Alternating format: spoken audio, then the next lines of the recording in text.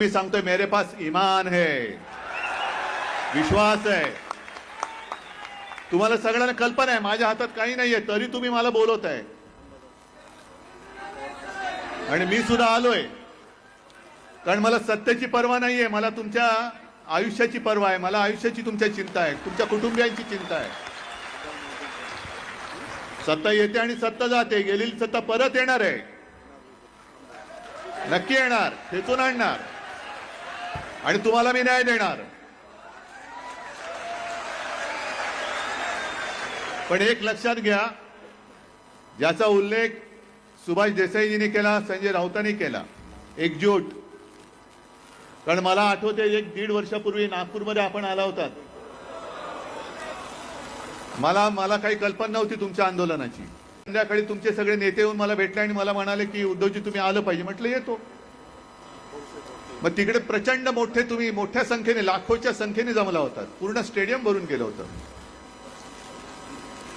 ती आपली मीटिंग झाली, तो मोर्चा झाला आणि तुमच्यापैकीच एक घटक तिकडे सटकला आणि पाणी ओतलं तुमच्या आंदोलनावर.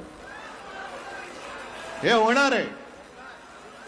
हे फाटाफुटीचं फोडाफुटीचं राजकारण जे शिवसेनेसोबत केलं ते तुमच्यासोबत सुद्धा करणार नाहीत असं तुम्हाला वाटतंय?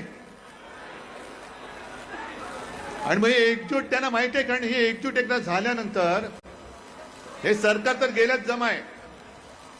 यांना पेन्शन कसलं द्यायचं, यांना टेन्शन द्या, यांना टेन्शन दिलं पाहिजे. पण आज तुम्ही आमरण उपोषणाची घोषणा केली. माझं मत आहे उपोषण नका करू. आधी उपाशी आहातच. तुम्ही उपाशी राहिलात काय नाही राहिलात काय यांना काय फरक पडतोय? आपलं आंदोलन असं असलं पाहिजे की यांना सत्तेशिवाय उपाशी ठेवलं पाहिजे, तो निर्धार करा. पण आंदोलन एकदा पेटल्यानंतर मशाल आहे ती.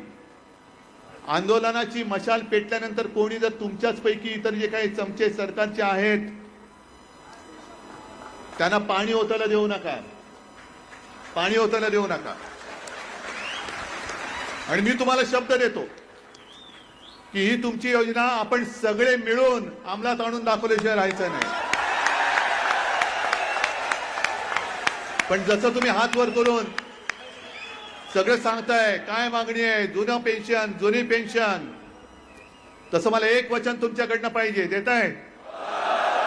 मी तुम्हाला शब्द दिलेला आहे आणि हा माझा शब्द, तुमची गर्दी, तुमची ताकद हे मिंदे आणि त्यांचे चमचे टीव्हीवरती बघतायत. निवडणूक येईपर्यंत ज्यांना बहीण आहे आपल्याला हे माहिती नव्हतं त्यांनी एकदम लाडकी बहीण योजना आणली. मग आज समजा आज किंवा उद्याच्या कॅबिनेटमध्ये या सरकारने जुन्या पेन्शन योजनेची योजना मान्य केली तर तुमचं काय होणार आहे? तुम्ही देणार त्यांना मत?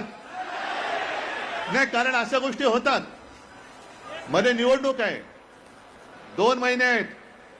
मी तुम्हाला आज वचन देतोय की आपलं सरकार आपण सगळे मिळून आणा.